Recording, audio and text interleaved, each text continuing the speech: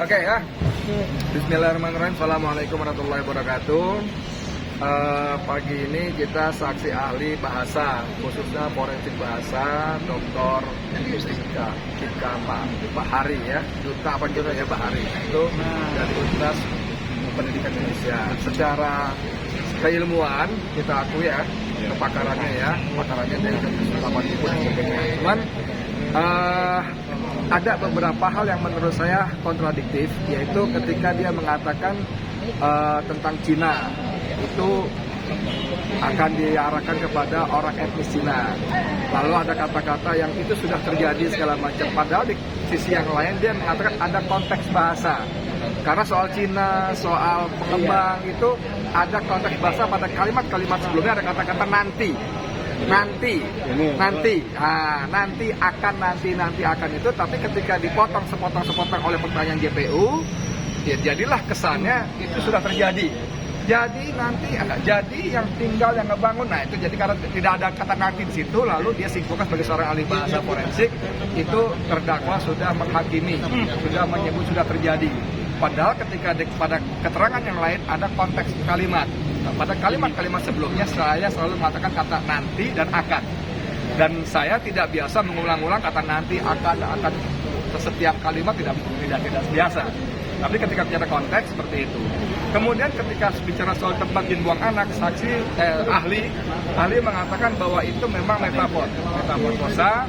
Tapi ketika dia menjelaskan secara keilmuannya itu ada potensi, ya bang, istilah dia melukai karena menyangkut kalau sudah land, tempat kelahiran, honor, kehormatan, pride, kebanggaan itu bisa melukai. Dia contohkan waktu saya mahasiswa, saya tinggal di Cimahi, teman-teman bilang Bandung dicoret, saya tersinggung, nah, gitu kan. Nah, gitu. Jadi itu sangat subjektif memang ya, sangat subjektif. Tapi padahal dia mengakui itu kalimat-kalimat yang hanya metafor, hanya ungkapan, hanya kiasan saja. Nah di sini saya melihat ada konflik antara keilmuan dia dengan subjektivitas dia dalam hal perasaan.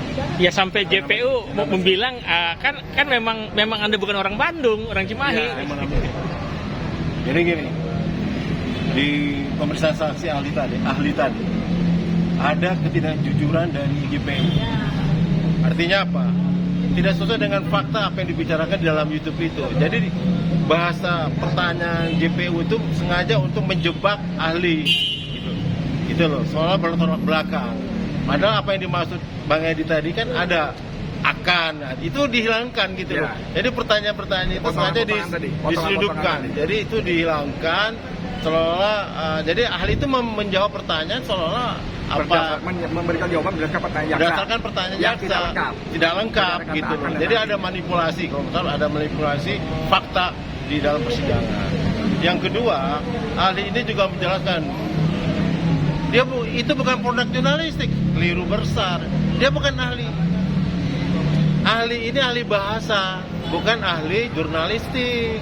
Salah dia. Dia nggak boleh menilai itu bukan produk jurnalistik atau tidak. Itu keliru besar, itu bukan keahliannya. Ya. Kenapa? Jurnalis itu ada undang-undangnya. Ya.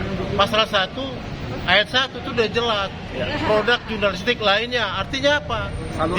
Saluran lainnya. Artinya ini bisa ditafsirkan YouTube, Facebook, WA, apa itu termasuk produk jurnalistik.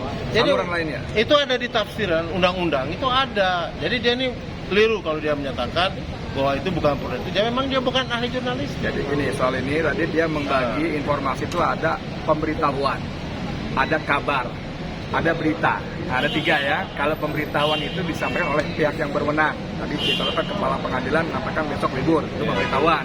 Kalau kabar disampaikan oleh orang tertentu, siapa aja bisa kabar. Tapi kalau berita ditulis disampaikan dengan prinsip-prinsip jurnalistik antara 5W1H. Nah, berkali-kali dia mengatakan Bang Edi Channel itu bukan produk jurnalistik karena tidak disampaikan oleh perusahaan pers. Nah, ini kesalahan fatal lagi. Dia tidak lihat fakta bukti. Tidak melihat bukti bahwa Bang Edi Channel itu adalah bagian dari FNN, Forum News Network, yang sudah dilaporkan kepada Dewan Pers. Nah, Forum News Network itu adalah perusahaan pers. Nah, di sini dia salah fatal karena saya kira salah fatalnya karena ada informasi yang sengaja ditutupi.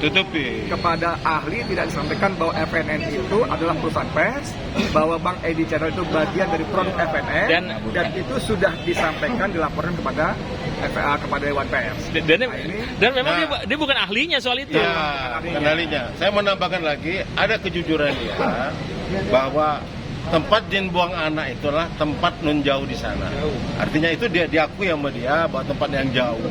Itu bahasa peribahasa, artinya dia mengakui itu bahwa itu apa yang diucapkan tempat Jin buang anak itu adalah memang peribahasa, bukan arti sungguh-sungguh menghina orang, tapi, itu nggak ada. Bang, dia menambahkan Bang, tempat itu sebagai tempat penjahat ketik menghilangkan jejak. Dia nun jauh di sana artinya memang ada bahasa yang seolah-olah itu tempat yang angker gitu ya, tempat angker itu.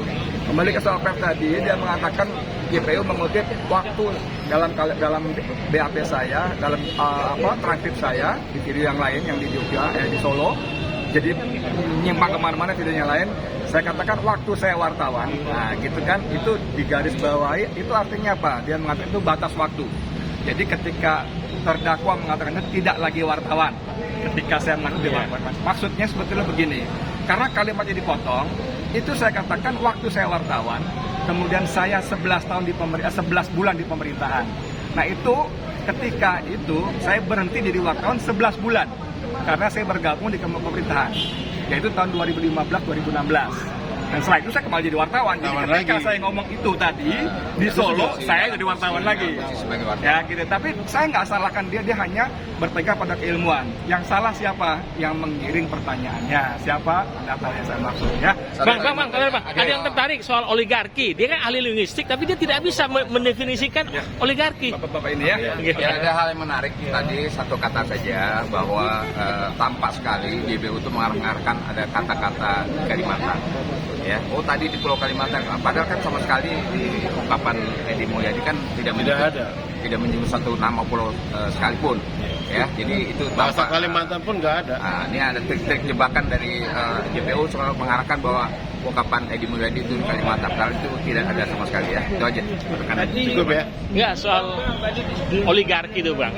Dia kan saksi linguistik, harusnya dia bisa menjelaskan dong soal oligarki. Mas dia bilang ini proyek bagi-bagi di antara keluarga. Ini kan jauh dari makna oligarki. Ya, dia menjelaskan artinya pengertian oligarki itu dibagi-bagi sekelompok orang terkecil gitu loh. Hanya orang terkecil saja yang menikmati. Tapi memang faktanya begitu. Nggak disebut keluarga. Disebut keluarga sama dia. Dia sudah jelasin bahwa faktanya itu memang oligarki. Kelompok bagi-bagi kelompok tertentu, kelompok kecil tertentu. Jadi proyek IKN itu hanya dinikmati kelompok tertentu. Dan faktanya. Betul, ya. Nah ini nanti kita akan ini jungtukan ke fakta. Artinya Bang Edi itu bahasa Bang Edi dalam YouTube-nya itu memang ada bukti, ada hasil riset, ya ada riset, ada bukti gitu loh.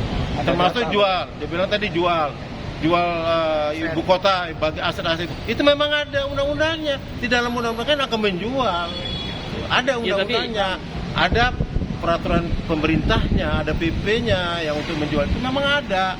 Nah, si ahli ini tidak paham bahwa itu ada undang-undangnya, ada peraturan, ada klausulnya. Kenapa? Jadi bahasa Bang Edi Channel itu dalam itu memang apa yang diungkap itu memang fakta ada, gitu, bukan ngarang-ngarang. Kok ahli kok mengambil contoh di zamannya Soeharto tadi kok? Ya dia belum ini. Di era Soeharto kan gitu. Dia tidak kapasitas ahli bahasa. Dia kan harusnya bahasa linguistik artinya sesuai dengan keahliannya. Ketika dia bicara pers, dia ngaco jadinya gitu loh. Dia bukan ahli pers, bukan ahli bisnis, nggak ngerti dia. Dia ahli bahasa. Dia mau masuk ke dalam masalah ekonomi, mau masuk ke dalam pers, padahal dia bukan ahli, masuk dalam politik, dia bukan ahlinya. Baperan ya tadi. Satu lagi Bang, tadi disebutkan Bang Edi Mulyadi kalau JPU ini berusaha menggiring dan tidak jujur ya Bang ya. Apakah JPU ini bisa kena hukum pidana terkait apa yang disampaikan tadi, ada satu kata akan?